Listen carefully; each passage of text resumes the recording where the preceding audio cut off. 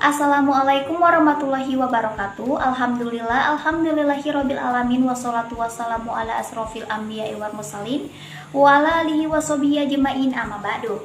Perkenalkan, nama saya Muamalah Febrianti dengan NIM 201190050.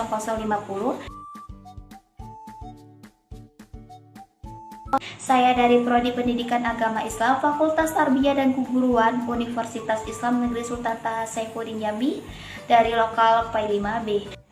Berdirinya saya di sini untuk memenuhi tugas ujian akhir semester dari Ibu Rina Juliana MPDI selaku dosen mata kuliah Ushul Fikih 1. Baiklah, mungkin dari teman-teman ada yang belum mengetahui apa itu sumber hukum Islam dan apa saja sumber-sumber hukum Islam. Santai, di sini saya akan menjelaskan apa itu pengertian dari sumber hukum Islam dan apa saja sumber-sumber hukum Islam. Langsung saja ke video penjelasannya. Sumber hukum Islam adalah tempat pengambilan hukum Islam. Sumber hukum Islam diambil dari terjemahan bahasa Arab, yaitu masadir al-hakam atau dalil-dalil hukum syara yang diistimbatkan untuk mencari suatu hukum. Pada hakikatnya, sumber hukum Islam adalah tempat pengambilan hukum. Dan pada dasarnya, sumber hukum Islam dapat diartikan sebagai pokok sumber hukum Islam, dalil sumber hukum Islam, dan dasar sumber hukum Islam. Sumber hukum Islam dibagi menjadi dua, yaitu yang pertama adalah sumber hukum Islam yang muttafaq, yang terdiri dari Al-Quran, Al-Hadis, Ijma, dan Qiyas. Ini semua yang telah disepakati oleh ulama. Sedangkan yang kedua yaitu sumber hukum Islam yang mukhtalaf, yang belum disepakati oleh ulama atau yang masih diperbincangkan oleh ulama, yaitu terdiri dari istihsan, marsalah mursalah, istihab, syahrul man qablana, mazhab sahabi, dan zadzud zariyat. Itulah beberapa dari sumber hukum Islam yang disepakati dan maupun yang belum disepakati. Baiklah, di sini saya akan menjelaskan terlebih rinci, yaitu mengenai sumber hukum Islam yang muttafaq atau bisa disebut juga sumber hukum Islam yang telah disepakati oleh ulama, yang terdiri dari Al-Quran, Al-Hadis, Ijma, dan Qiyas. Langsung saja. Al-Quran merupakan sumber hukum Islam yang pertama. Al-Quran dapat diartikan sebagai kalam Allah yang diturunkan kepada Nabi Muhammad SAW dengan perantara malaikat Jibril untuk dijadikan pedoman atau petunjuk bagi umat manusia yang ada di muka bumi, baik dalam kehidupan di dunia ataupun di dalam akhirat. Kalam Allah dalam surat Al-Isra ayat 9 dijelaskan, A'udzubillahi minasyaitonirrajim, Bismillahirrahmanirrahim, Inna hazal Qur'ana yahdi lillati hiya aqwam wa yubashshiral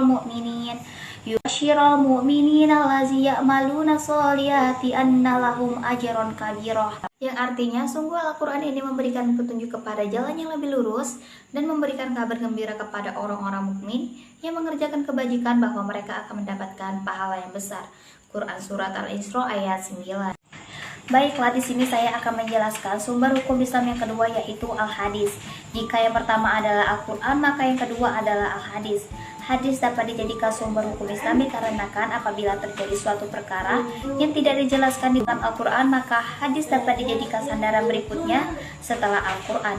Hadis dikategorikan menjadi tiga, yaitu perkataan Nabi atau qauli, perbuatan Nabi atau fi'li, dan ketetapan Nabi atau takriri. Itulah yang disebut dengan Al-Hadis.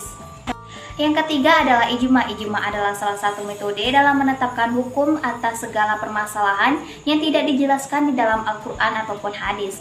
Ijma dapat diartikan sebagai ketetapan ulama dalam menetapkan hukum-hukum dalam agama yang berhubungan antara Al-Quran dan hadis dalam suatu perkara yang terjadi. Itulah yang disebut dengan ijma. Sumber hukum Islam yang terakhir adalah qiyas. Qiyas menghubungkan suatu kejadian yang tidak ada hukumnya dengan kejadian yang telah ada hukumnya, dikarenakan memiliki persamaan iliyat atau sebab-sebabnya. Contohnya adalah meminum minuman keras seperti bir ataupun whisky. Haramnya meminum minuman keras ini dikiaskan dengan khamar yang telah ada hukumnya di dalam Al-Quran dan memiliki persamaan, yaitu sama-sama memabukkan. Jadi, walaupun bir atau whisky ini tidak ada ketetapannya di dalam Al-Quran ataupun hadis, tetap hukumnya haram karena memiliki persamaan dengan khamar. Quran surat Al-Baqarah ayat 219 menjelaskan, A'udzubillahi minasyaitonirrajim, Bismillahirrahmanirrahim, Yas'alunaka 'anil khamri wal maisir, qul fihima ismun kabiru wa manafi'u lin-nasi wa ismuhuma akbaru min naf'ihima wa yas'alunaka madza yunfikun qulil kazalika yubayyinullahu lakumul ayati la'alakum tatafakkarun. yang artinya mereka bertanya kepadamu Muhammad tentang kamar dan judi. Katakanlah, pada keduanya terdapat dosa yang besar dan beberapa manfaat bagi manusia, tetapi dosa keduanya lebih besar daripada manfaatnya.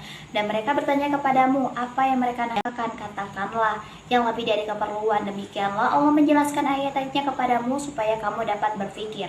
Quran Surat Al-Baqarah ayat 219. Baiklah, hanya inilah yang dapat saya sampaikan. Itulah pengertian dari sumber hukum Islam dan apa saja sumber-sumber hukum Islam. Maaf apabila terdapat kesalahan dalam perkataan ataupun perbuatan. Semoga apa yang saya jelaskan dapat bermanfaat bagi teman-teman semua. Terima kasih. Wassalamualaikum warahmatullahi wabarakatuh. Sumber hukum Islam dapat diartikan sebagai pokok sumber hukum Islam, dalil sumber hukum Islam, dan dasar sumber hukum Islam. Baiklah, di sini saya akan menjelaskan terlebih rinci yaitu mengenai mutafak atau sumber hukum Islam yang telah